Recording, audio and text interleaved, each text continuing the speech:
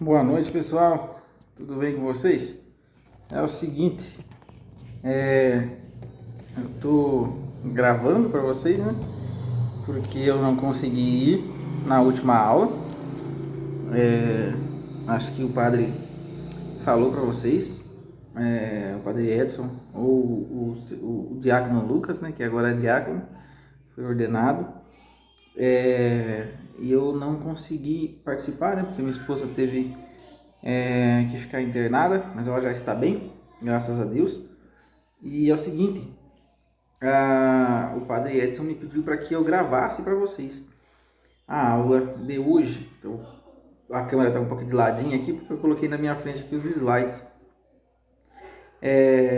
Vocês têm os slides, o acesso aos slides, então vocês vão conseguir acompanhar aí as aulas com os slides e ou imprimindo ou em outro aparelho, celular, alguma coisa assim. Mas é isso. Na semana passada nós falamos sobre o livro do Eclesiástico e ficou faltando para nós o livro de Sabedoria de Salomão. No início do curso eu disse que optaria por um catálogo menor dos sapienciais, né? Por conta do nosso tempo de aula, escolhendo então os 5 livros que são propriamente sapienciais e não os 7 que são tradicionalmente aceitos como 7, que incluem Cântico dos Cânticos e Salmos.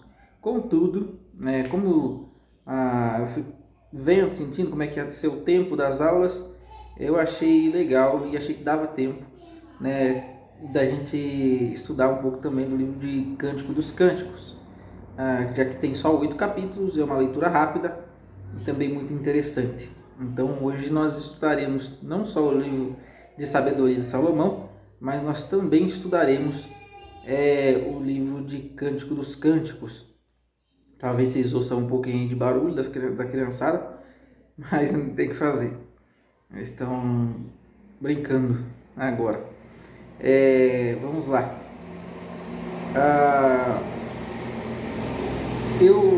Na semana passada, não, né, retrasada, eu terminei o livro do Eclesiástico, faltando alguns slides, né, que eram poucos slides, faltando poucos slides, mas toda a informação é importante, tudo que era importante saber sobre o livro do Eclesiástico, todas as informações necessárias aí para a prova, que já está feita, já mandei para o seminarista, para o diácono Lucas, vocês já tiveram de acesso lá na aula passada.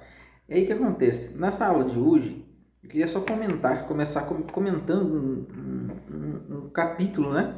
Um trecho do livro do Eclesiástico da semana passada. Então, é um texto bem chocante para os nossos tempos e deveria ser chocante mesmo em todos os tempos, mas o trecho do livro do Eclesiástico que fala sobre a escravidão. Então, nesse trecho do livro do Eclesiástico que fala sobre escravidão, é preciso entender algumas coisas. Eu percebi que o pessoal ficou bastante chocado, né, na última aula com o que o texto fala sobre a escravidão. E vejam só, o que era o escravo no Antigo Testamento, né? É um pouco diferente do escravo que nós conhecemos, da escravidão que nós experimentamos há pouco tempo atrás no Brasil, né? Da escravidão negreira. Então a escravidão do Antigo Testamento, ela é um pouco diferente, ela difere em vários sentidos, né? Embora muitas vezes o texto use a palavra escravidão, palavra do hebraico, pode ser traduzida tanto por escravo quanto por servo. Então, às vezes, quando o tradutor acha que é importante não usar a palavra escravo, ele faz justamente para não causar esse espanto, né? Porque ele precisa encontrar uma palavra que seja compatível com alguma outra palavra do nosso idioma, do nosso tempo, para fazer o leitor entender. E é justamente por isso que às vezes há uma tensão aí na tradução, porque a definição de escravidão podia ser era com certeza diferente da definição de escravo do que nós experimentamos no Brasil. Então, os escravos no Antigo Testamento, eles eram escravos por alguns motivos. Alguns deles, por exemplo, era porque alguém, tanto estranho, tanto principalmente israelitas, né, que estavam endividados, muito endividados, não teriam como pagar suas contas, então eles se vendiam como escravos para conseguir pagar suas contas. Eles tinham moradia, tinham alimento e eles se vendiam por um tempo. Então eles passavam um tempo no Antigo Testamento, no livro do Levítico, Deuteronômio, os Números, nós encontramos várias regulamentações, né, de quanto tempo o escravo o servo poderia continuar trabalhando para o seu senhor. A diferenciação ali dos servos que fossem do povo israelita e também daqueles outros que não fossem, daqueles que fossem de fora. Até mesmo os de fora havia orientações da lei para que se tratassem bem e uma advertência o tempo todo para que o povo lembrasse que eles foram escravos, que eles já tinham sido escravos no deserto, no Egito, e por isso deveriam se lembrar disso o tempo todo para que não tratassem mal os seus servos. Então essa é uma advertência que acontece no Antigo Testamento para que as pessoas tratassem bem os seus servos, né? Não os matassem, não fossem cruéis com eles. Mas quando a gente olha para o texto aqui do Eclesiástico, né, ele é um pouco pesado, porque ele vai falar aqui inicialmente do escravo mau, embora ele não mencione, o escravo mau, trate assim. Mas a gente sabe que ele está falando do escravo mau, daquele que se recusa a trabalhar direito, a fazer as suas funções, porque ele fala depois do escravo bom no versículo 31. Então no capítulo 33, do 25 ao 33, nós temos o seguinte texto: ao asno, penso, vara e carga, ao escravo, pão, correção e trabalho. Ele trabalha quando o castigam, doutra sorte, não cuida senão em descansar. Afrouxa-lhe as mãos e buscará a liberdade. O jugo e as correias fazem curvar o pescoço duro. Assim, as tarefas contínuas amansam o escravo. Ao escravo malévolo, e aqui veja só, ao escravo malévolo, ou seja, ao escravo mau, tortura e ferros. Isso é horripilante, né? Horripilante. Temos que concordar. Mas eu já vou tentar explicar de alguma forma que não faça com que todos vocês tirem essa página das suas Bíblias. Manda-o para o trabalho, a fim de que não esteja ocioso, porque a ociosidade ensina muita malícia. Põe-no ao trabalho, porque assim lhe convém. Mas se ele te não obedecer, aperreia-o com grilhões. Porém, não cometas excessos, seja com quem for. Não cometas excessos, seja com quem for. E não faças coisa alguma grave sem ter refletido. Terminei o versículo 30 aqui, já vou ler o 31 em diante. Mas vejam só, a cultura daquela época era uma cultura que usava a violência como uma forma de disciplinar. E não só com os escravos. Então nós temos, por exemplo, nos protocanônicos, textos que vão dizer que o filho rebelde, que mesmo sendo corrigido várias vezes, insiste na rebeldia, deveria ser levado aos anciãos para ser apedrejado. Nós temos no livro do Provérbios, que nós estudamos mesmo, a correção sendo ensinada. Os pais deveriam corrigir os seus filhos com vara, mas não se exceder para que os filhos não morressem, ou seja, deveriam bater nos seus filhos, corrigi-los com vara, mas sem se exceder, como o texto aqui também está falando sobre os escravos. Então, assim, não era uma cultura que ela era má só com os seus escravos. Ela era violenta só com os escravos. E os escravos, como eu disse, havia uma palavra no hebraico, evna, se eu não me engano, que pode ser traduzida tanto como servo como escravo, mas não era igual era no Brasil, por exemplo. Então eles tinham moradia, tinham alimento, tinham um tempo no qual eles seriam soltos, em qual eles poderiam ser soltos. Eles poderiam fugir, por exemplo, se estivessem se sentindo injustiçados e tudo mais. E o Senhor para o qual eles fugissem não poderia entregá-lo ao seu Senhor. Então, vejam, são leis que garantiam abrigo para eles caso eles precisassem fugir de senhores muito severos, cruéis. E assim como outras pessoas que desempenhavam más funções de rebeldia e indisciplina eram corrigidos sim com violência, assim como os filhos, por exemplo. Então nós estamos falando aqui de uma cultura que usava desse tipo de violência como disciplina. Até pouco tempo no catecismo da Igreja Católica, no amarelinho, nós tínhamos lá um artigo, alguns parágrafos que tratavam, por exemplo, da pena de morte, mas que foram alterados no papado do Papa Francisco, dizendo que nos tempos de hoje nós não precisamos mais desse tipo de pena. Então vejam, o nosso passado está... não tem como fugir disso. Nosso passado tem práticas extremamente diferentes das nossas hoje, porque não tinha tão desenvolvido ainda uma noção de dignidade humana e de direitos humanos. Então isso fazia com que o povo, com que as culturas fossem diferentes das nossas. À medida que essa compreensão de dignidade humana e de direitos humanos cresceu, nós fomos melhorando, né, graças a Deus. E acredito que daqui uns 100 ou 200 anos, práticas que nós praticamos hoje, coisas que praticamos hoje, também serão vistas como práticas ruins, né, condenáveis, talvez. Pode ser que sim, pode ser que não. Mas veja como ele fala do escravo bom, que na verdade não era um escravo como a gente conhece escravo hoje. Era um servo que às vezes tinha uma dívida, se vendia como escravo para conseguir pagar a dívida por um tempo e depois ele podia sair. Ele tinha moradia, ele tinha família, né? Ele podia ter família. Então, o servo, né? O servo é a mesma palavra que o Antigo Testamento usa para falar do nossa relação de servos para com o nosso Senhor Deus.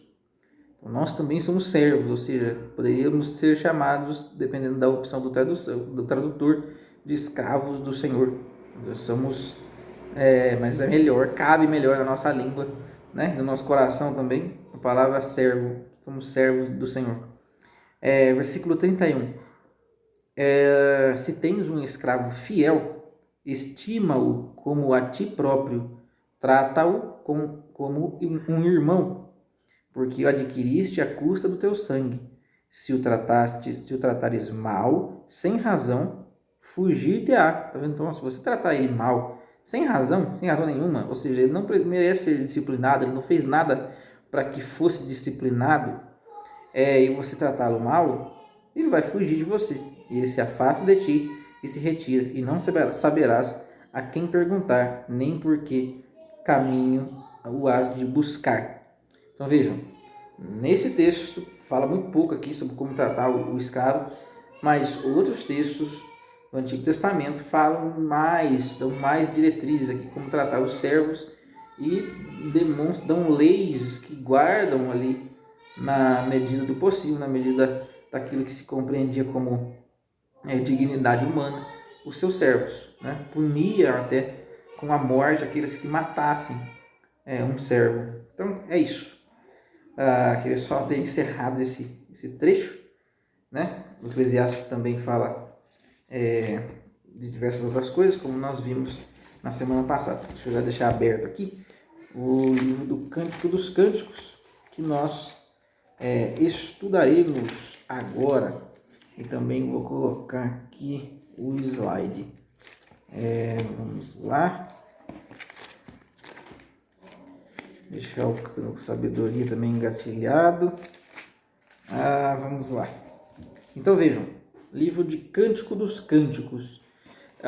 Nos slides aí vocês podem acompanhar, é o seguinte. O livro do Cântico dos Cânticos, ele se chama Cântico dos Cânticos, por uma falta de superlativo, de uma palavra que fosse um superlativo no hebraico. Então, por exemplo, quando nós dizemos que Deus é santo, quando nós falamos da santidade de Deus, nós falamos que Ele é santíssimo. Quando nós falamos da santidade da Virgem Maria, nós dizemos que ela é santíssima.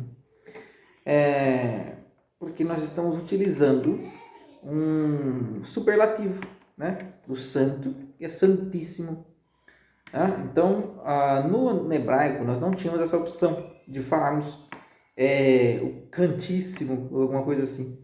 Então se diz cântico dos cânticos, né? O cântico dos cânticos. No português, para cântico, a gente também não tem, né? Um superlativo, né? Então seria, por isso que no hebraico diz cântico dos cânticos. Isso é visto também em outras coisas, como por exemplo o Santo dos Santos. Nós temos a capela do Santíssimo. Vou ali no Santíssimo, né? Para rezar. Então, no Antigo Testamento também tinha, né, um local no templo que se chamava Santo dos Santos, porque não tinha o superlativo Santíssimo. Nós temos na língua portuguesa, por isso nós dizemos vou ali no Santíssimo para rezar um pouco. Na Bíblia hebraica, a palavra é Shir Hashirim. Hashirim. Shir Hashirim. No hebraico, que é cântico dos cânticos, ou asmaton no grego, e canticum canticorum no latim. Faltou um N ali na palavra, no slide. Canticum canticorum, que são as versões bíblicas que nós estimamos mais, né? Que são as mais importantes para nós católicos. A Bíblia hebraica, a Bíblia grega, tanto o texto do Novo Testamento quanto a Septuaginta em grego, o texto grego, e a tradução em latim, que é a tradução oficial da igreja, o idioma, né, oficial, o idioma sagrado da igreja. Então, já expliquei a questão do superlativo. Não há no livro dos Cânticos um consenso acadêmico sobre a data em que foi escrito. Então, nós já vimos que esse negócio de data é um problema, né? Então, as pessoas discutem aos montes, discutem bastante as datas, quando que foi composto tal livro, escrito tal livro. Alguns começam a ser escritos num período e terminam em outros, começam com algumas mãos e terminam com outras mãos. Existem algumas possibilidades de que isso tenha acontecido em alguns livros, como nós já vimos. Mas, mais uma vez, nós estamos aqui diante de um livro que não se sabe a data em que foi escrito. A opinião mais tradicional sempre vai puxar lá para o lado de Salomão. Como Provérbios, né? Eclesiastes e Cântico dos Cânticos. Então, esses 3 livros são vistos pela opinião mais tradicional, mais conservadora, como livros escritos por Salomão, pelo rei Salomão. Uma coisa que eu esqueci de dizer é que algumas bíblias protestantes trazem o nome do livro do Cântico dos Cânticos, ou Cânticos, traz o nome de cantares. Por quê? Porque cantares é uma forma que se traduziu, não sei por que raio, motivo, razão ou circunstância, do espanhol. Então ficou cantares no português também. Mas a tradução melhor, acho que várias bíblias protestantes também usam Cântico dos Cânticos. Eu acho que cantares é uma tradução bem longe do original, então, porque está traduzindo do espanhol, não faz muito sentido. Mas só para vocês saberem que se vocês estiverem com algumas bíblias protestantes, pode ser que vocês vejam o livro do Cântico dos Cânticos como cantares no título.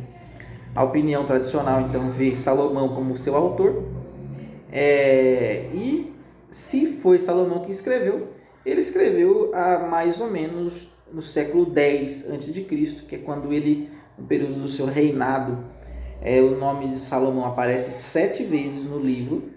Todas as referências estão aí nos slides. Então, o nome de Salomão aparece 7 vezes no livro. Salomão é referenciado 7 vezes no livro, principalmente no primeiro versículo, onde ele começa dizendo Cântico dos Cânticos de Salomão. Assim está na versão do Padre Matos Soares, que é uma versão que eu gosto muito, que é uma tradução do latim, né? Mas eu estou sempre lendo junto com a tradução da CNBB, porque é uma tradução dos originais, né?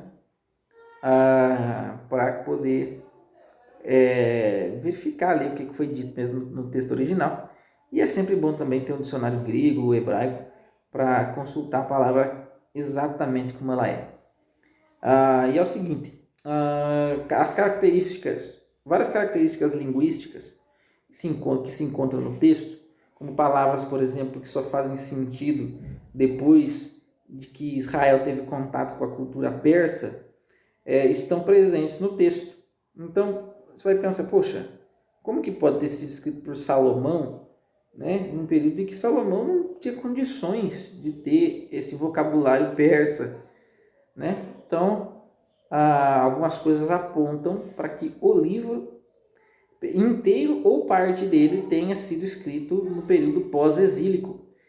Pode ser também que ele não tenha sido escrito nem parte dele no período pós-exílico, mas tenha sido todo escrito no período de Salomão mesmo, mas na hora de dar a cara final, a versão final do livro, ele pode ter passado por uma revisão, e alguns termos que já não faziam mais sentido, fariam mais sentido para o público atual, foram substituídos. Isso é também uma possibilidade. Existem várias possibilidades.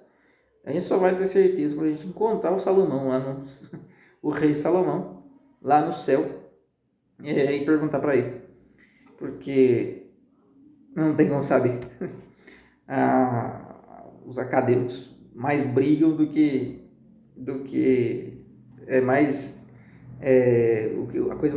a falta de consenso em termos de datas e localidades, onde foi escrito. Isso é muito comum, essa falta de consenso. Na estrutura, unidade e formas. Então, nós não temos um acordo também a respeito da estrutura do livro. Alguns acadêmicos vão tentar dividir o livro de uma forma, outros vão tentar dividir de outra forma. Mas o texto mesmo não dá uma forma ali, não deixa evidente quais são as suas divisões, né? Algumas bíblias vão colocar, por exemplo, as falas aqui, algumas ajudas, né? Na Bíblia do Padre Matos tem lá a esposa, quando está falando está escrito esposa. A versão, aí as filhas de Jerusalém falam, aparece lá. O esposo, aí aparecem lá. Então nós temos basicamente aqui 3 personagens, né? A esposa, o esposo e as filhas de Jerusalém. Os personagens principais são a esposa e o esposo. A esposa é a mulher, é a personagem principal do livro.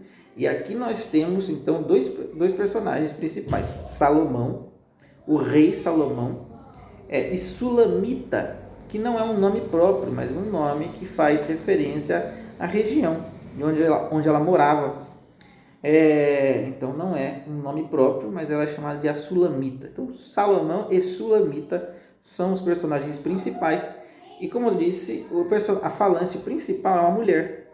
É muito possível que nós tenhamos aqui, nós estejamos nos deparando aqui, né? Pensando aqui principalmente em questões que nós tratamos no livro do Eclesiástico, onde nós vemos ali sempre o homem falando, né, das características da mulher virtuosa ou da mulher ruim.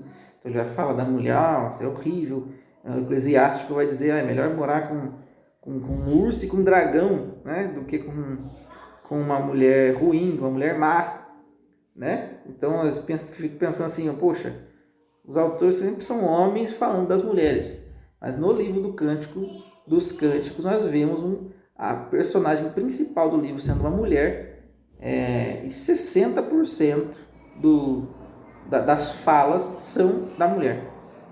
E é muito provável, embora o livro seja atribuído a Salomão, nós já vimos que essa forma de atribuir o texto a um autor é um costume, né, antigo, que dava força àquele livro, àquela literatura, e que não era visto como algo ruim, como nós vimos hoje. Ninguém acusaria o autor de Salomão de plágio, por exemplo, porque não tinha isso, tinha a lei de plágio, ninguém ia lá registrar no cartório a sua obra, ninguém ia lá e registrava seu livro, né?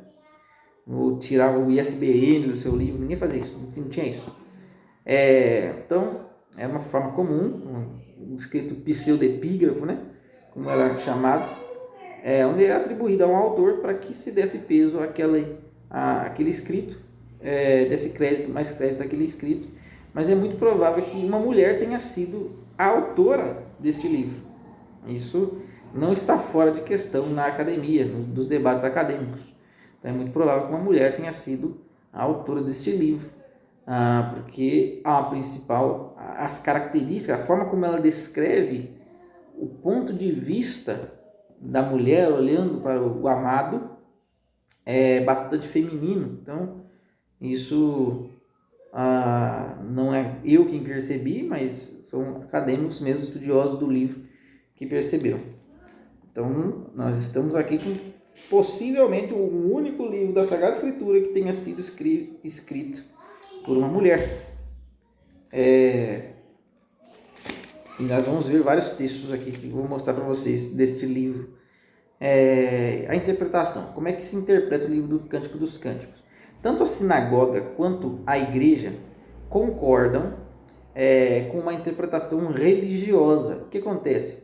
O texto, ele é claramente, estou aqui no slide número 5 agora, o texto é claramente um texto que fala sobre o amor conjugal entre marido e esposa, entre um homem e uma mulher.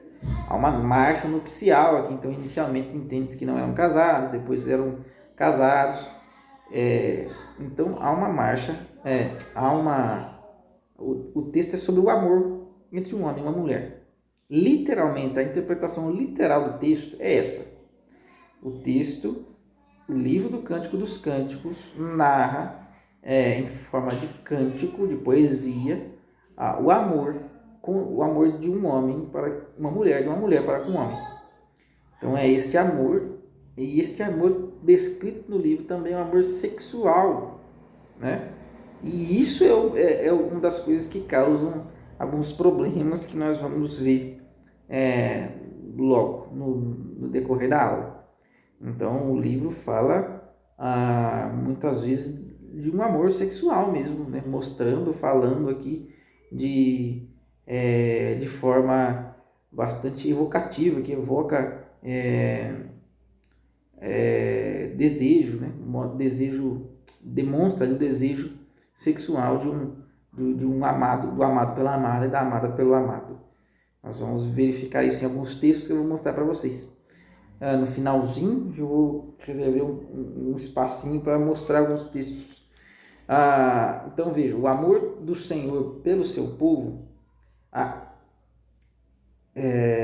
o texto é visto tanto pela sinagoga, ou seja, pelos judeus, quanto pelos cristãos, como de forma religiosa e de forma alegórica. A forma de se aplicar textos que tem pouca ou quase nenhuma aplicação a todos os leitores, geralmente para isso se utiliza do sentido alegórico do texto, né? Do sentido espiritual do texto.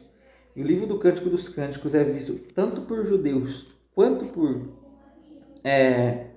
cristãos como um livro que precisa de uma interpretação religiosa, que vê para os judeus o amor de Deus para com Israel e para os cristãos o amor de Cristo para com a igreja, e vice-versa, o amor de Cristo para com a igreja, da igreja para com Cristo, ou o amor de cada cristão individual para com Cristo e de Cristo para com cada cristão individualmente. Então veja, nós temos dois sentidos. O Catecismo da Igreja Católica, no seu início, no comecinho, já começa falando sobre as formas que nós temos de interpretar as Sagradas Escrituras. Então eles vão falar tanto da interpretação, o Catecismo vai falar da interpretação literal e da interpretação alegórica, que é dividida em outras subdivisões.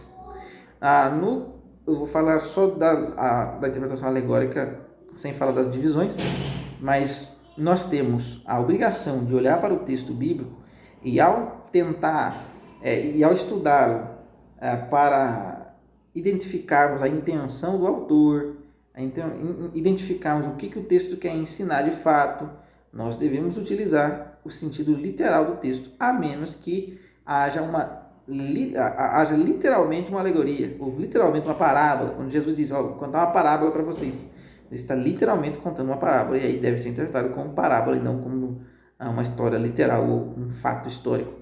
Mas, quando nós nos deparamos com textos que há pouca aplicabilidade nele, ou nenhuma, para todos os cristãos, é conveniente utilizarmos da interpretação alegórica, não só nesses casos, mas em outros casos também. A interpretação alegórica ela é muito importante, desde que ela esteja de acordo com aquilo que pode ser extraído da interpretação literal de todo o ensino bíblico e de todo o ensino do magistério da igreja, certo?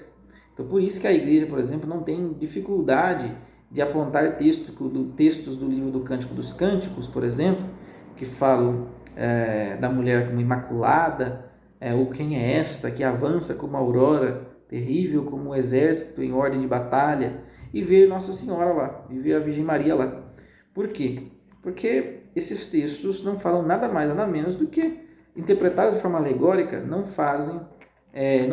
estão inventando uma nova doutrina sobre Nossa Senhora, mas essa interpretação alegórica está de acordo com a doutrina revelada pela Igreja, pela Sagrada Escritura sobre a Virgem Maria, certo? Então, quando se faz isso, tenham em mente, ninguém deveria crer que o texto fala literalmente sobre a Virgem Maria, mas de forma espiritual, de forma alegórica, nós podemos ver a Virgem Maria nesses textos, como nós vamos ver também logo.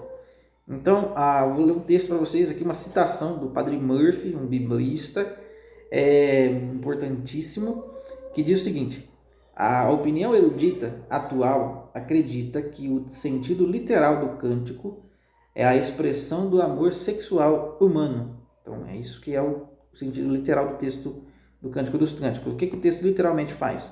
Ele é a expressão do amor sexual humano. Quaisquer que sejam as diferenças de opinião a respeito dos números de personagens, se tiver alguma diferença a respeito da opinião do número dos personagens, da estrutura ou da natureza dramática do trabalho, há um amplo consenso neste ponto, pois este parece ser o significado óbvio da linguagem, ou seja, tem coisa para discutir em tudo que é canto, mas a respeito disso há um amplo consenso.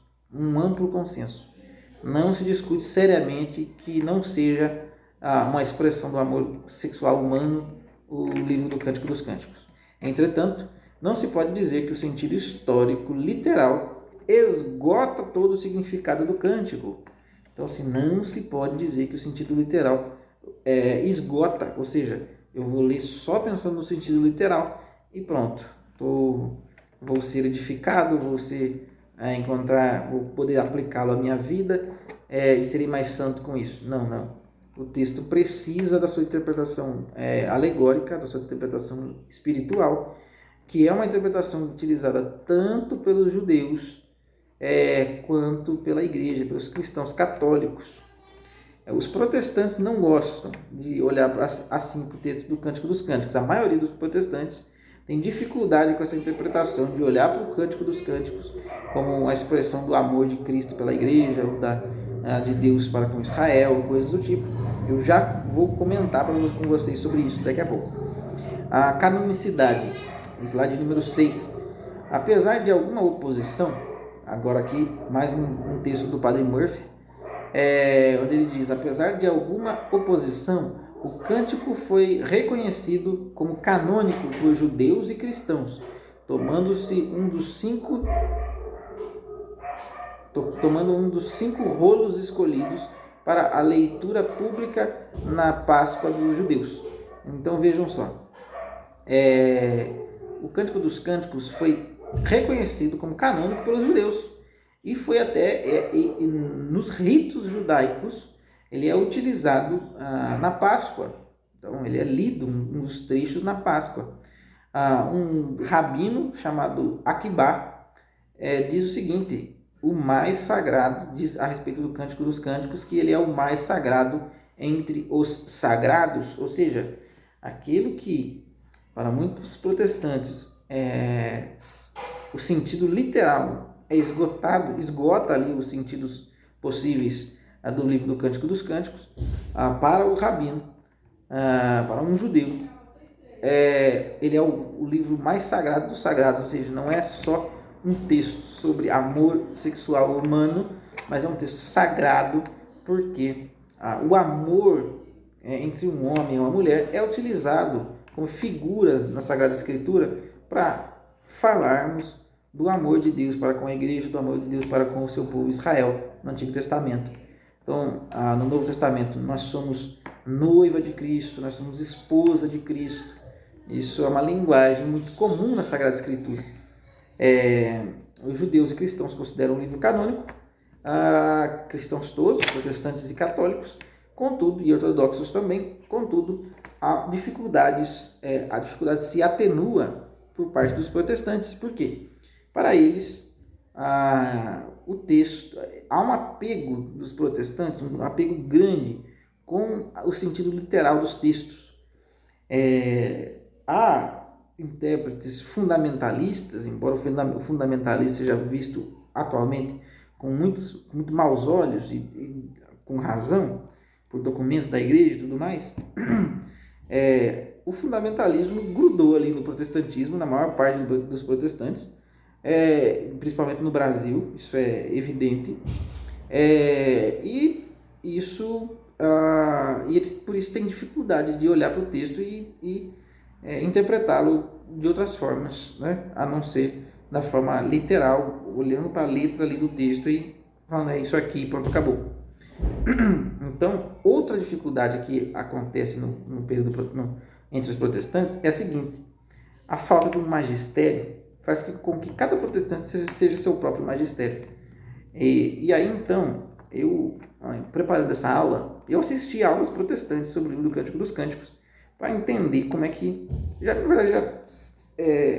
como eu era protestante, né, eu já sabia mais ou menos como é que funcionava, mas eu quis ver de novo, né, então, e confirmar algumas coisas, e de fato, há uma dificuldade de se entender, de se aceitar essa leitura religiosa do texto, que veio o amor de Cristo para com a igreja, o amor de Deus para com o seu povo. Por quê? Justamente porque não há um magistério, não há alguém que regula a interpretação alegórica, né?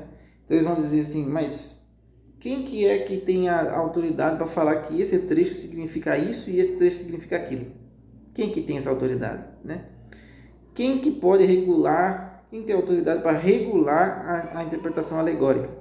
Porque para eles, como não há um regulador, alguém que pode dizer assim, a interpretação alegórica deve ser feita desta forma, então abre espaço para qualquer tipo de interpretação. Então, por exemplo, o amado aqui pode ser o Neymar e a amada pode ser a Bruna Marquezine e pronto, acabou. Já era, né? Porque não tem um limite. Então, por causa dessa falta de regulamentação da interpretação alegórica, que para nós católicos o magistério faz muito bem, para eles falaram, não, então vamos deixar essa interpretação alegórica aqui de lado, não vamos usar ela não, vamos ficar só com o sentido literal do texto. Então eles usam para congressos de casais, né? Infelizmente usam até alguns fazem uma interpretação ruim, né? E vão falar até de posições sexuais com o texto. Então isso infelizmente acontece, né? Mas no texto nós não temos dificuldade com a interpretação alegórica, porque ela é regulada, o Catecismo da Igreja Católica ensina aos fiéis, por exemplo, como ela deve ser utilizada. Santo Tomás de Aquino faz isso também muito bem. E vamos lá, o estilo literário, o estilo da escrita, né, o estilo literário utilizado pelo autor, ele é muitas vezes engraçado, né? Então nós vamos ver imagens que são extraídas da atmosfera dos campos, daquilo que faz sentido para eles, né? Então, por exemplo, eu já dei para vocês o exemplo da palavra gato, né? O gata. Nós podemos usar a palavra gata para se referir a uma moça bonita. Ah, uma mulher muito gata, essa. Olha que gata. Ou que gato, né? Um rapaz bonito. Mas, e pra gente faz sentido. Se for pro inglês, por exemplo, já não faz sentido. Chamar alguém de cat não faz sentido. Na língua inglesa. Mas para nós aqui brasileiros, no português, faz sentido. Não sei nem se faz sentido em Portugal, mas para a gente faz sentido. No livro do Cântico dos Cânticos, várias figuras são utilizadas e que fazem sentido para eles. E que para nós soam até engraçadas e estranhas, né? E até inoportunas, muitas vezes. Gazelas, então, os seios da Sulamita são comparados com gazelas, né? Então vejam só que estranho para nós. Os seios são como duas gazelas, dois filhotes de gazela. Isso é bastante estranho para nós.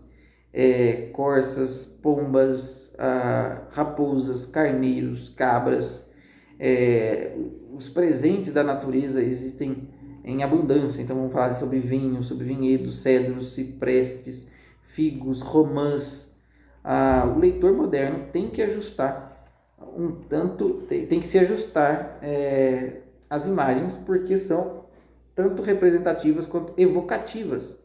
Não tem como você ler ali sem imaginar, né? Falar, os seus seios são como duas gazelas filhotes. Você já pensa em dois filhotes de gazela, né?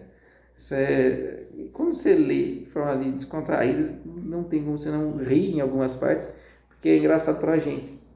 Mas para eles era uma figura extremamente romântica, né? Eles liam e falavam, nossa, que belo, que romântico, né? Como se estivesse nós lendo uma boa tradução de Shakespeare, por exemplo. Nossa, que bonito. Então, a importância teológica do livro. A interpretação cristã tradicional do Cântico dos Cânticos origina-se de uma compreensão cristocêntrica do Antigo Testamento. Então, tudo que tem no Antigo Testamento aponta para Cristo, e por isso há uma importância teológica no livro que nos faz olhar para o texto como um texto que vai além do amor sexual humano, né? Então, embora o amor sexual humano fosse visto como intrinsecamente bom e não algo ruim, por isso até usa-se uma figura de algo que é bom para falar de uma coisa que é melhor ainda, né? Que é o nosso relacionamento com Deus. Alguns textos evocam figuras muito parecidas com a Virgem Maria, até como a canção que eu acabei de citar agora, né? Quem é esta que avança como a aurora, terrível como um exército em ordem de batalha?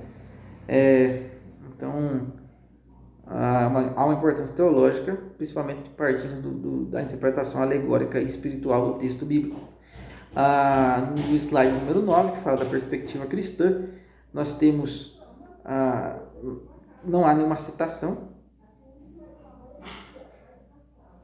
deixa eu fechar a janela aqui, que eu acho que está fazendo um pouco de barulho para vocês aí.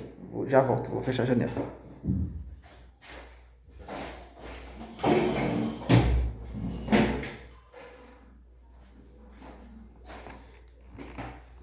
Estou de volta, então vamos lá.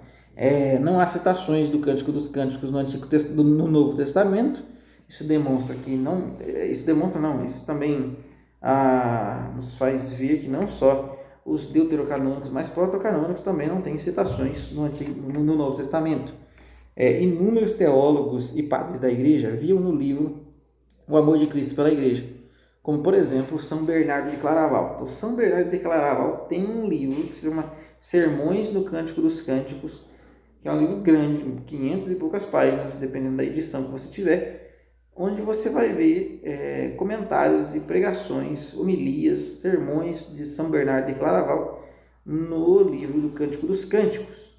Então, para quem tem curiosidade de ver como que eles interpretavam textos complexos, textos que evocam ali imagens sexuais na mente até,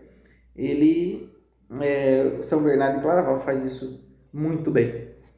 O esboço do texto, aqui no slide número 10. Então, essa é uma tentativa de fazer uma forma de estruturar o texto ali, embora não se estruture sempre de uma única forma. Scott Hahn, no caderno de anotações do Cântico dos Cânticos, ele faz dessa forma. Então, ele começa ali com sobrescrito, no versículo 1, falando ali o Cântico dos Cânticos de Salomão. Então nós temos uma introdução, capítulo 1, do versículo 2 ao 6. Depois nós temos um diálogo entre os amantes. Nós temos uma reminiscência, algumas coisas são lembradas, perda e descoberta. Então a amada perde o seu amado e ela procura, onde está o meu amado? Tudo bastante poética e bonita. Há uma procissão do casamento de Salomão. Então ele vendo a sua noiva chegando, cercada ali por soldados e tudo mais. Mais um diálogo entre os amantes, diálogo entre a mulher e as filhas de Jerusalém, diálogo entre os amantes novamente, mais um diálogo e um encerramento final. Alguns trechos que eu separei aqui para nós lermos no livro. Então vejam só, a aparência e a cor da Sulamita. Então a Sulamita ela descreve aqui a sua própria aparência e a sua cor. Ela era morena, como diz o texto. Versículo 5 do capítulo 1. O texto diz: Não repareis em eu ser morena, pois foi o sol que me queimou. Os filhos da minha mãe irritaram-se contra mim, puseram-me de guarda às vinhas, mas eu não guardei a minha própria vinha. Então veja, ela justifica aqui o fato dela ser morena, dizendo que ela trabalhou muito tempo no sol e ela ficou bronzeada. Então ela provavelmente era de uma região onde as pessoas tinham já a pele morena, e ela ainda também justifica dizendo que isso se devia ao seu trabalho. Então dá para a gente, através de várias descrições, pensarmos na aparência da Sulamita e na sua cor. Capítulo 6, versículos do 3 ao 6. Vamos lá para o capítulo 6. Capítulo 6, versículos do 3 ao 6, dizem o seguinte: Formosa és, veja assim, a descrição da amada pelo esposo. Então ele diz o seguinte: Formosa és, amiga minha, como Tirsa, encantadora como Jerusalém, mas terrível como um exército em ordem de batalha. Aparta os teus olhos de mim, porque eles me fascinam. Os teus cabelos são como um rebanho de cabras. Veja só, os teus cabelos são como um rebanho de cabras. Isso era bonito de ser ouvido. Então, se chegasse para uma moça e dissesse: seus cabelos são como um rebanho de cabras, isso era belo. Suspensas nas vertentes dos montes de Galaade, os teus dentes são como o rebanho de ovelhas. Veja, os teus dentes são como os rebanhos de ovelhas. Ao subir do lavadouro, cada uma leva 2 cordeirinhos gêmeos, e nenhuma entre elas é estéril, ou seja, não falta nenhum dente na boca da Sulamita. Como metade de romãs, assim são as suas faces. Metade de romãs são as suas faces por detrás do véu. Então, mais uma descrição de como ela era. Aqui aparece aqui pela primeira vez ela sendo chamada de Sulamita. Capítulo 7, versículo 1 diz: Que verás tu na Sulamita, senão como um couro de 2 partes? Quão belos são os seus pés, as sandálias que trazes, ó filha de príncipe. As colunas das suas pernas, as colunas das suas pernas são como anéis trabalhados por mãos de artistas. O teu umbigo é uma taça arredondada que nunca está desprovida de vinho. O teu ventre é como um monte de trigo cercado de lírios. Os teus 2 seios são como 2 filhinhos gêmeos de uma gazela. Então isso parece bastante estranho para nós. É estranho para nós, né? Mas era muito bonito de se dizer. O teu pescoço é como uma torre de marfim, os teus olhos como piscinas de Ezebom, que estão situadas junto à porta de Bet-Rabim. O teu nariz é como a torre do Líbano, que olha para Damasco. A tua cabeça levanta-se como o monte Carmelo. Os cabelos da sua cabeça são como a púrpura. Um rei ficou preso às suas madeixas. Quão formosa e encantadora és, meu amor, minhas delícias. A tua figura é semelhante a uma palmeira. Os teus seios são como cachos. Eu disse: subirei a palmeira e colherei os seus frutos. Os seus seios serão para mim como cachos de uvas, e o perfume da sua boca como o das maçãs, a tua palavra é como vinho excelente. Então veja, aqui nós vemos o tom de amor sexual mesmo, né? Falando aqui dos seios, das pernas, do pescoço, do umbigo, que é uma taça de vinho que nunca está vazia. O versículo, então, algumas comparações que são estranhas para nós. Já vimos algumas, né? Mas ó, o versículo 8 do capítulo 1. O capítulo 1, versículo 8, vai fazer uma comparação que para nós é bastante estranha. Ele diz o seguinte aqui, ó: as éguas do carro dos faraós eu te compararei, amiga minha. Então veja, ele compara a sulamita às éguas do carro de faraó. Você fala assim, ó, você parece uma égua do carro de faraó. Isso seria muito estranho para nós. Versículo 9. O meu amado é semelhante. Isso aqui seria muito estranho para nós.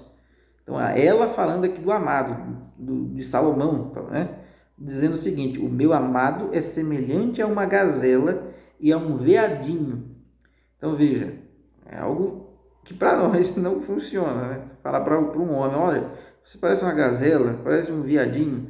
Isso para nós seria bastante inadequado e inoportuno, mas para a linguagem do Cântico dos Cânticos, na época e no contexto, isso era belo, isso era bonito, isso era poético.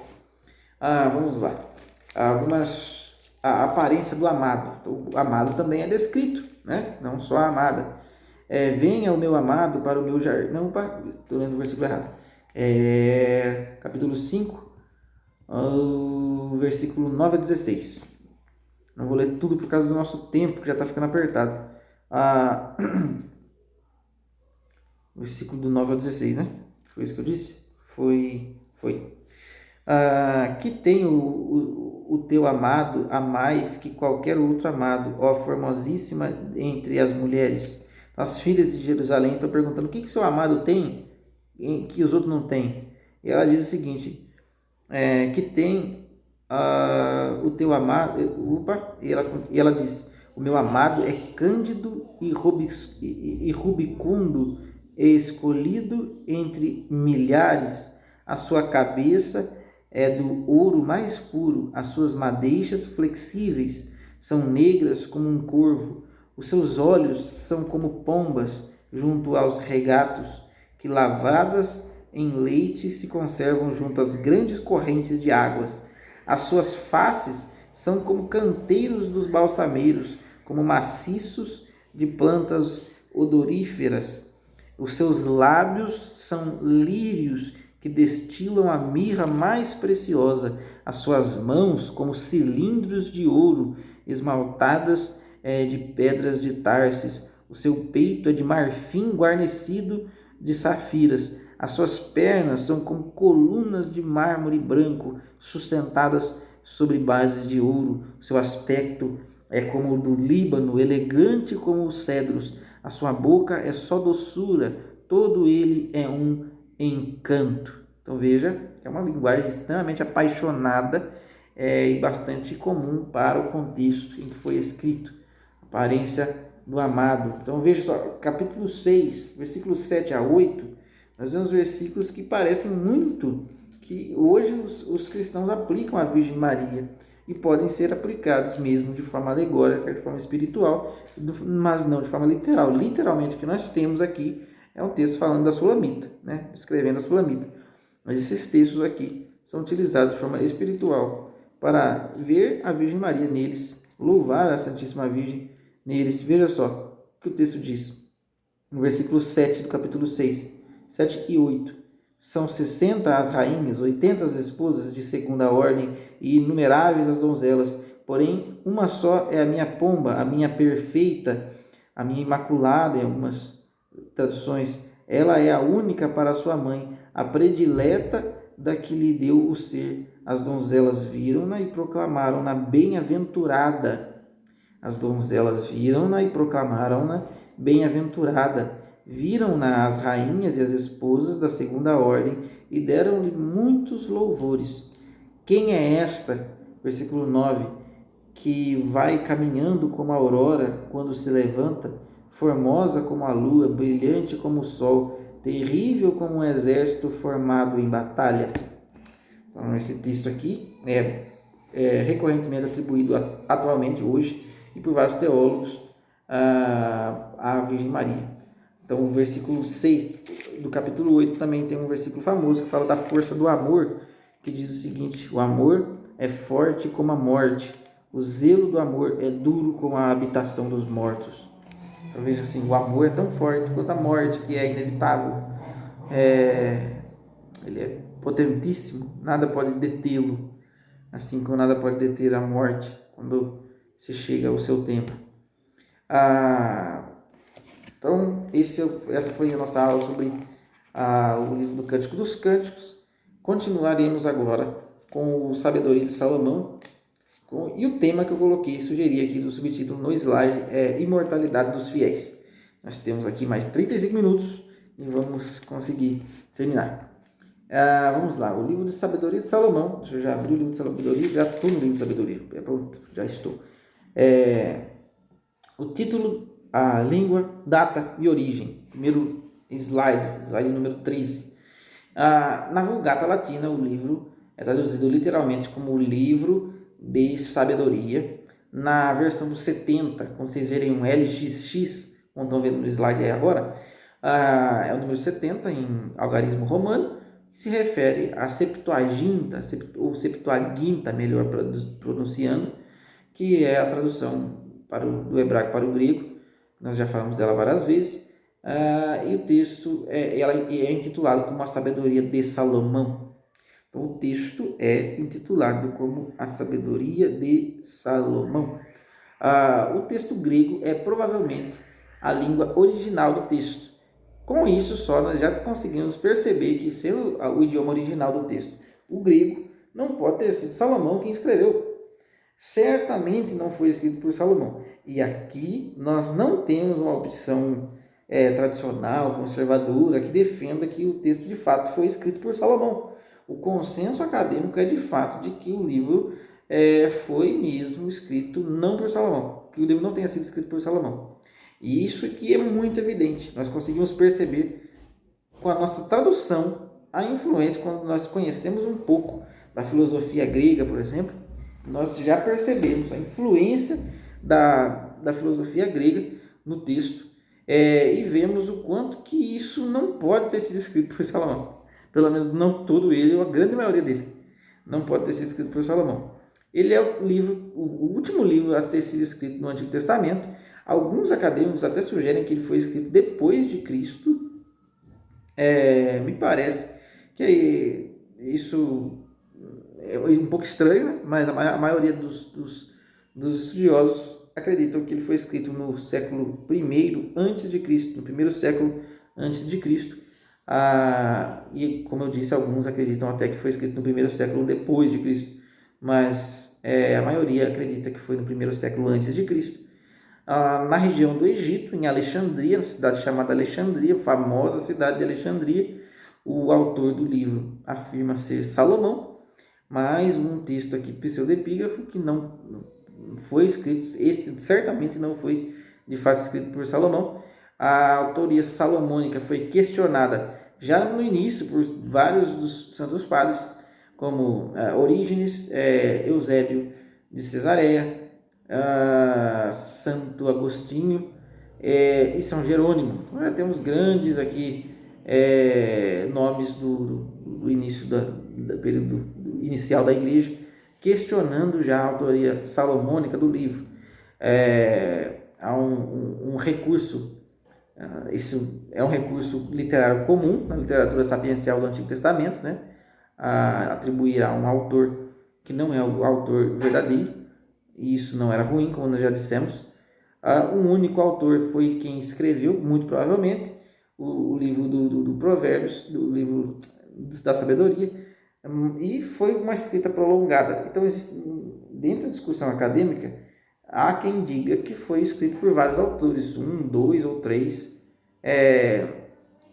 e alguns não, foi escrito por um só, mas de forma prolongada, e por isso algumas formas diferentes de se escrever ao longo do livro, alguns estilos e formas de escrever. Por exemplo, quando você vai escrever um livro, você começa lá, escreve um livro um pedaço dele, uns 5 anos atrás, depois de ter estudado várias coisas, ter lido várias coisas, ter vivido tantas coisas diferentes, você volta lá para o seu livro e tenta e continua escrevendo ele.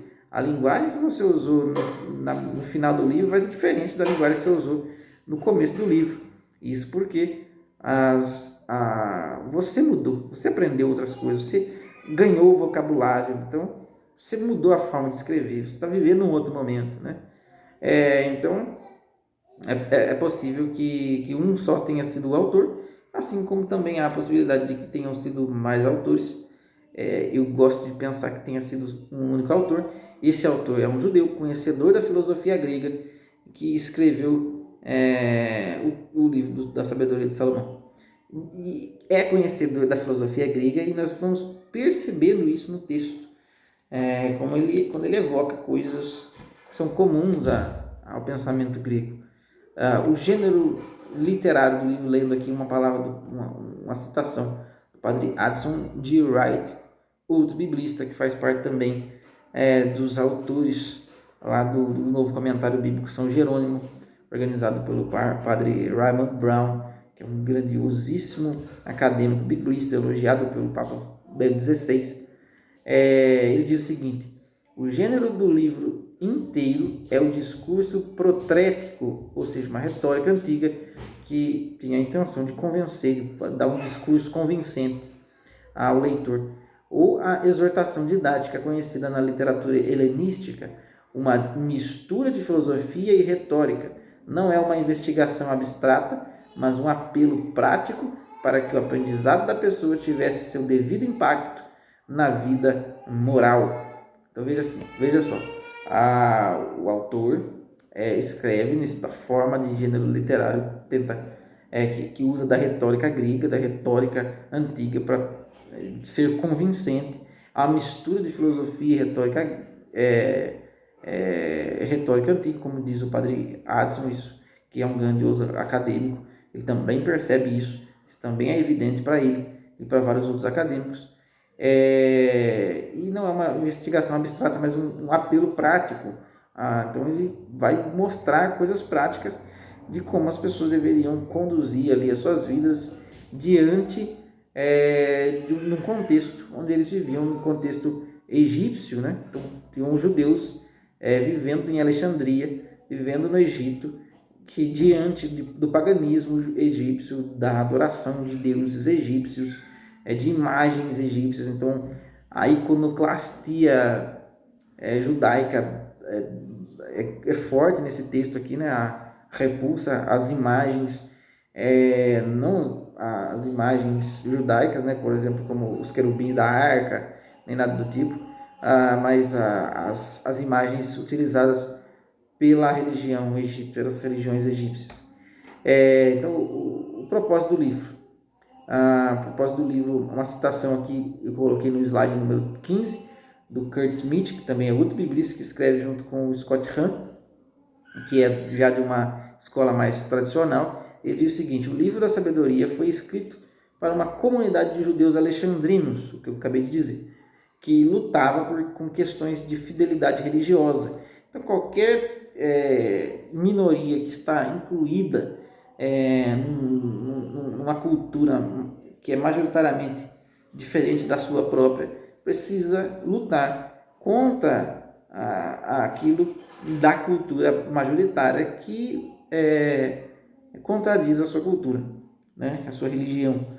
Seu propósito era fortalecer uma minoria judaica que vivia no meio de uma sociedade não judia e, por vezes, antissemita. Então, além de viver numa cultura não judaica, viveu numa cultura que muitas vezes era antissemita, ou seja, não gostava mesmo, perseguia muitas vezes, via com maus olhos os judeus. Então, eles tinham o livro aqui, o propósito do livro é dar uma orientação para essa minoria que estava vivendo lá no Egito, em Alexandria, e que queria viver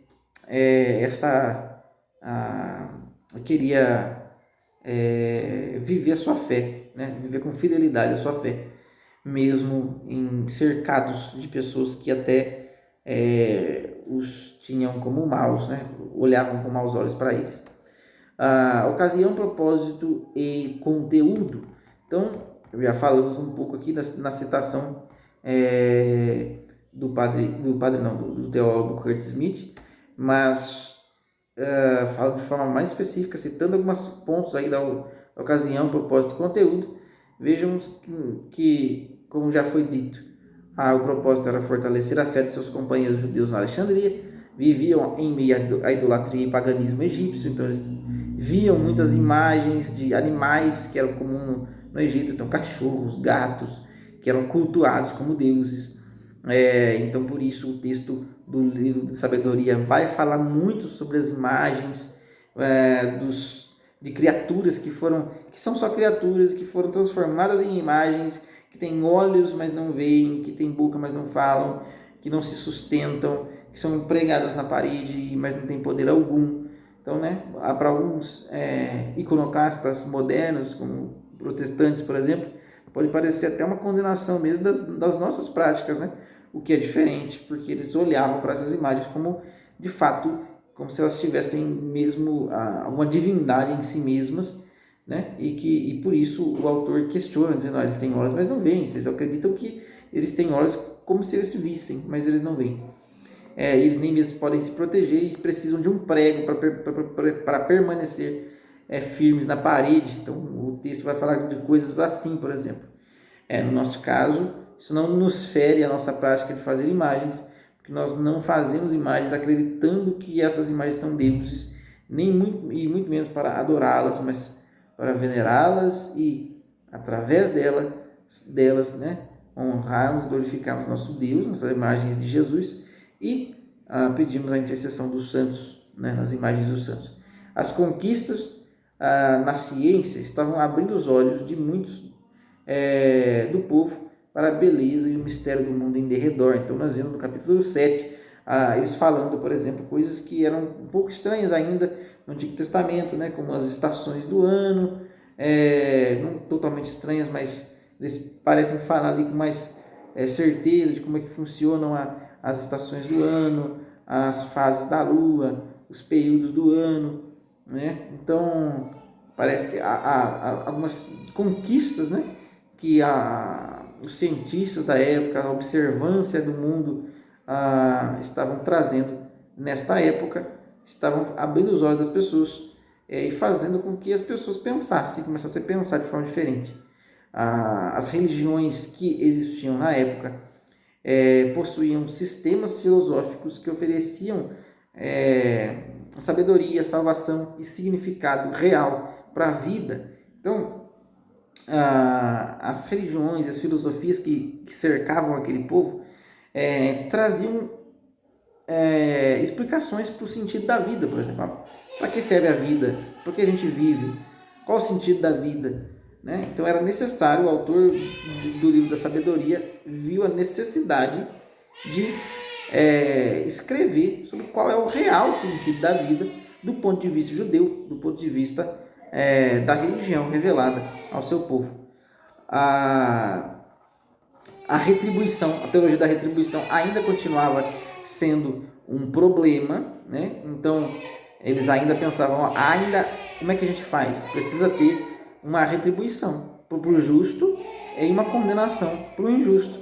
E o que nós vemos, a maior parte das vezes, é que justos sofrem injustiças, e injustos vivem bem, então estão se dando bem na vida.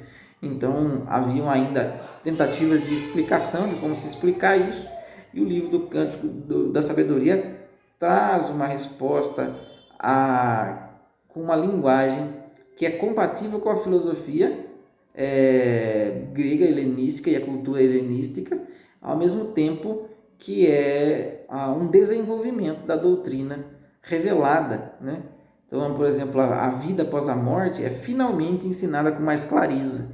Nós vemos que há um destino comum, na literatura sapiencial anterior que nós estudamos, quando nós vemos, todo mundo vai morar com os cachorros, todo mundo vai com o animal e o homem vai para o mesmo destino, para o mesmo lugar, não tem nada, onde não tem nada, onde só tem escuridão e tudo mais, não há memória, não há isso, não há nada.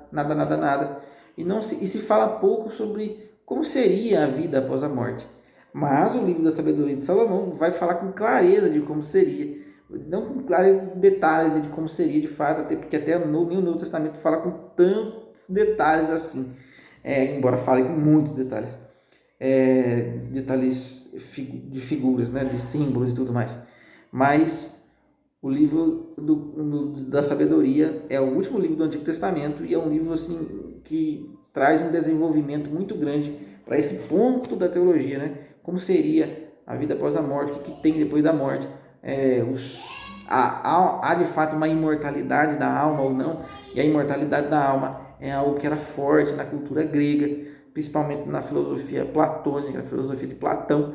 Então, nós vemos aí uma clara e evidente influência da filosofia grega, mais uma vez, no livro da sabedoria, e o autor não rejeita a cultura grega, não é diferente do eclesiástico que olhava para a helenização como algo ruim, né, como algo ruim para a sua cultura, para a sua religião.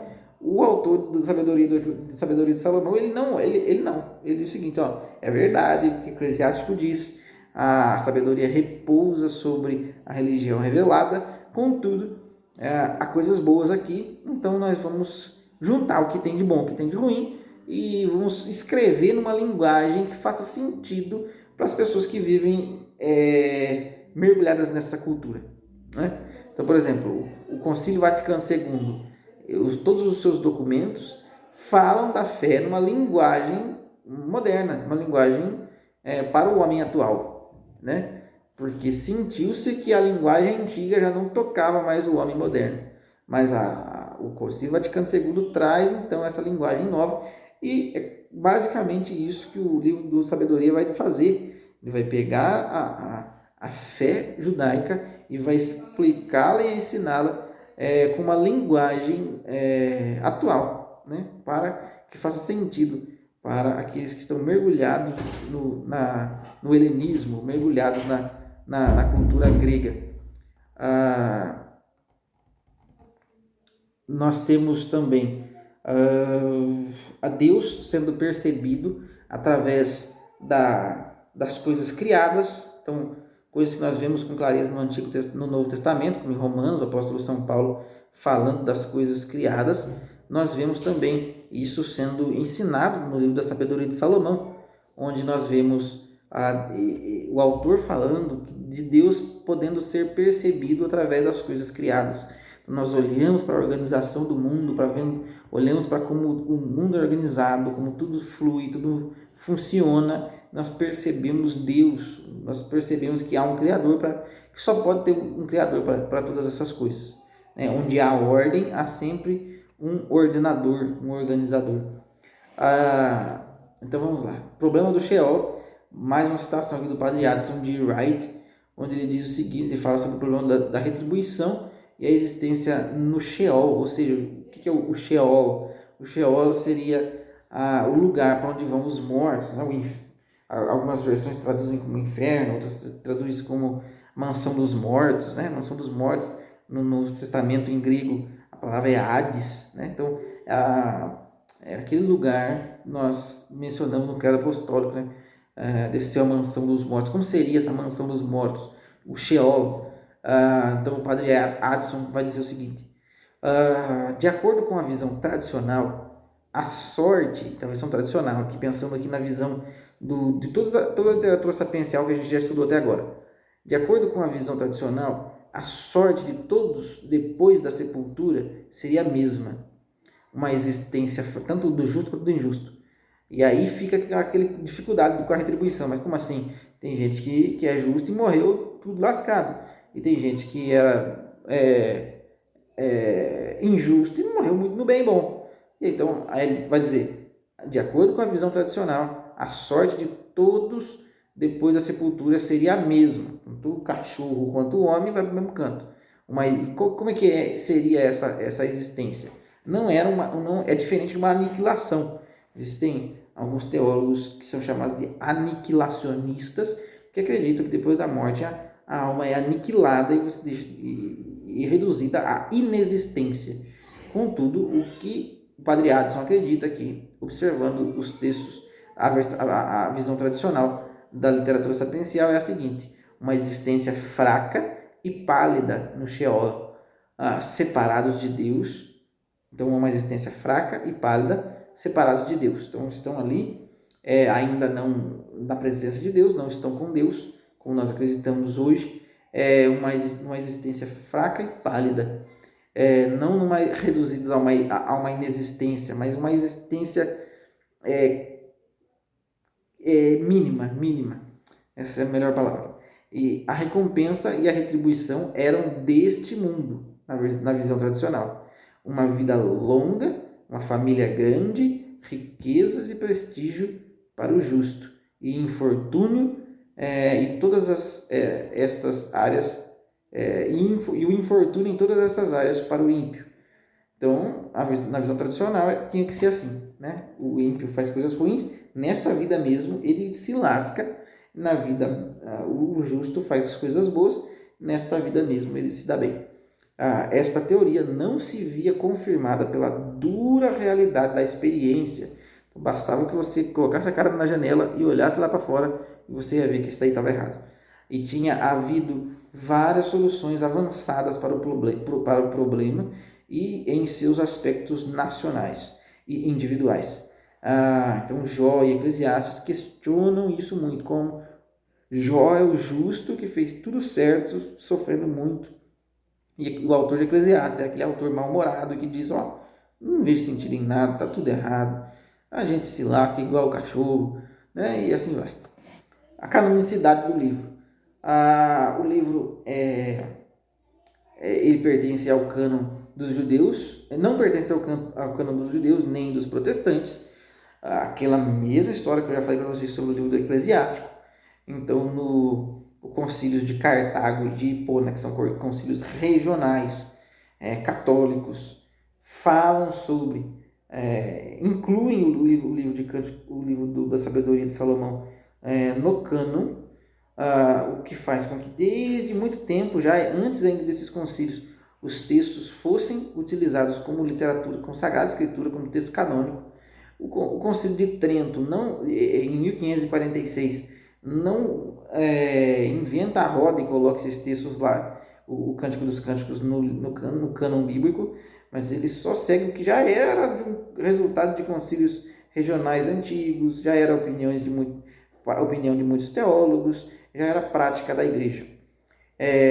Concílio Ortodoxo de Jerusalém, em 1672, que tinha como intenção dar uma resposta a várias questões aos protestantes e utilizar de uma linguagem latina, ocidental, para dar essa resposta, também inclui o livro do Cântico dos Cânticos, do Sabedoria de Salomão, no cânon bíblico.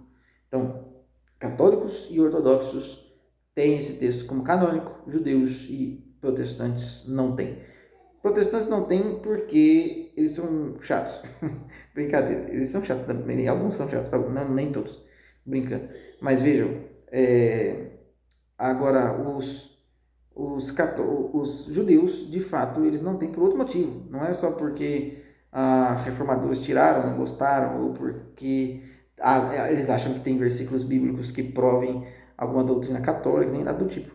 Mas muito provavelmente por causa do quão tardio ele foi escrito, né? Muito tardio, talvez até no primeiro século depois de Cristo. Então seria difícil, e ainda foi escrito em grego, o que nos concílios judaicos pós-Jesus, né, foi algo rejeitado. Os escritos em grego não é citado no Novo Testamento, mas algumas passagens do Antigo Testamento evocam figuras do livro. Então, Romanos 9 vai falar, por exemplo, sobre o vaso, né? O oleiro que faz o seu vaso do jeito que ele quiser. E capítulo 15, versículo 7 de Sabedoria de Salomão também vai falar desse oleiro que faz os vasos, tanto para honra quanto para desonra. Alguns textos aqui que eu separei para lermos antes do fim. Então, nós temos, por exemplo, versículos 1 e 2, o dever de buscar a sabedoria. Amai a justiça, vós que governais a terra, que os vossos pensamentos sobre o Senhor sejam bons, e buscai-o com simplicidade de coração, porque ele se deixa encontrar pelos que não tentam pelos que o não tentam, e manifesta-se aos que têm confiança nele. Então, amai-o, buscai-o de coração. A imortalidade, isso aqui que eu gosto bastante, eu acho maravilhoso, porque o texto fala sobre a imortalidade que não era tão evidente assim nos outros textos sapienciais. Então vejam só, versículo 13 do capítulo 1, 13 ao 16, ele vai dizer o seguinte: com efeito, Deus não fez a morte, nem se alega com a perdição dos vivos. Então não foi Deus que fez a morte. A morte faz parte daqueles que desobedeceram a Deus, né? Como eu disse em aulas passadas, o mal, que é o mal, senão a ausência do bem, senão a ausência, deu o exemplo do queijo, né? Os buracos no queijo são, o que é o buraco do queijo? É uma ausência de queijo naquela região. Então, o que é uma janela? É uma ausência de parede, né? A ausência quadrada de parede faz uma janela. Então, o que é o mal? O mal é a ausência de Deus. Então, onde há ausência de Deus, onde há recusa a Deus, onde há afastamento de Deus, há mal e há morte.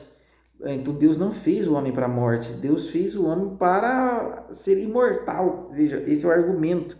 É que nós percebemos a retórica convincente, que busca ser convincente do autor.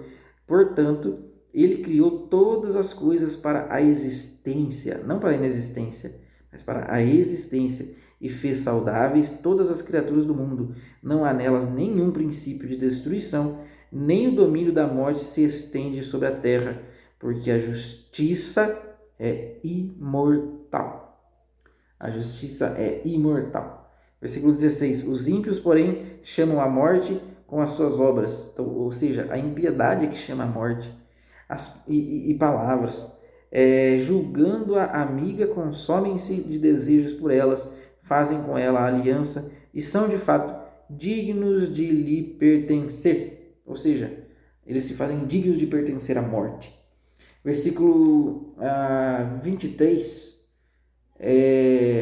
23? Eu acho que eu coloquei errado aqui, está um pouco confuso. Capítulo 2. Isso, está errado mesmo. Vamos lá. No versículo 1 já, do capítulo 2, ele diz o seguinte: dizem com efeito os ímpios, no desvaneio dos pensamentos. O tempo... Não escrevi errado, não. É o versículo 23. Versículo 23 do capítulo 2. Aqui, vejam só. Então ele diz o seguinte: com efeito, Deus criou o homem para a imortalidade. Vejam só que bonito.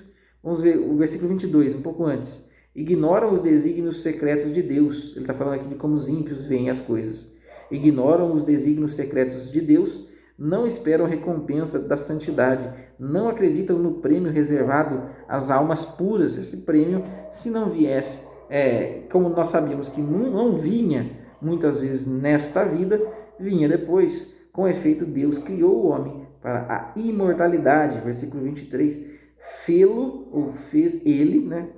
Mais fácil de entender, mas o certo é fê-lo, a imagem da sua própria natureza.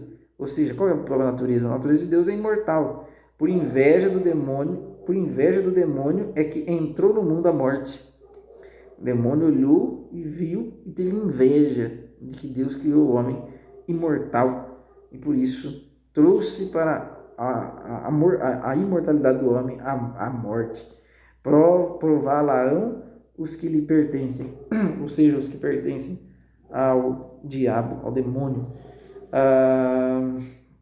Tem mais um texto aqui bonito sobre a imortalidade, que é o capítulo 3, versículos 1 ao 11. Veja só, aqui é muito belo, porque aqui fica evidente a crença do autor. Ele diz o seguinte: mas as almas dos justos, isso é lido na liturgia, não lembro qual que é a missa que foi recentemente, nesse ano, foi lido esse texto. Mas as almas dos justos estão na mão de Deus. Aqui, aquele negócio da existência fraca no Sheol, onde não há lembrança, nem há nada, parece que está desaparecendo e dando lugar a essa doutrina mais desenvolvida do pós-morte, dizendo: mas as almas dos justos estão na mão de Deus e não os tocará nenhum tormento. Aos olhos dos insensatos, parece que morreram. A sua saída deste mundo é considerada como uma infelicidade e a sua separação de nós como um aniquilamento, como disse sobre os aniquilacionistas. Ó, a sua saída deste mundo é considerada para eles como uma infelicidade e a sua separação de nós como um aniquilamento. Mas eles estão em paz. O texto diz, mas eles estão em paz. E a versão do Padre Matos ainda coloca entre parênteses um comentário dele, no céu. E se eles sofreram tormentos aos olhos dos homens, a sua esperança está cheia de imortalidade. Depois de uma leve tribulação, depois dessa tribulação que eles passaram na vida, que é leve em comparação ao prêmio celestial, receberão uma grande recompensa, porque Deus os provou, achou-os dignos de si. Então a dificuldade na qual o justo morre é vista como uma provação. Ele os provou como ouro na fornalha. Por que o ouro ele é provado na fornalha para provar a sua pureza? E aceitou-os como um holocausto. Aquele sofrimento, o sofrimento começa a ter aqui um sentido diferente. É como um sacrifício a Deus, como se você pode oferecer o seu sofrimento a Deus. Deus vê como um holocausto. Os justos resplandecerão no tempo da recompensa, propagar-se-ão como centelhas sobre o colmo, julgarão as nações, dominarão os povos. Olha aqui, figuras do livro do Apocalipse: julgarão as nações, dominarão os povos, os justos, e o Senhor reinará sobre eles para sempre.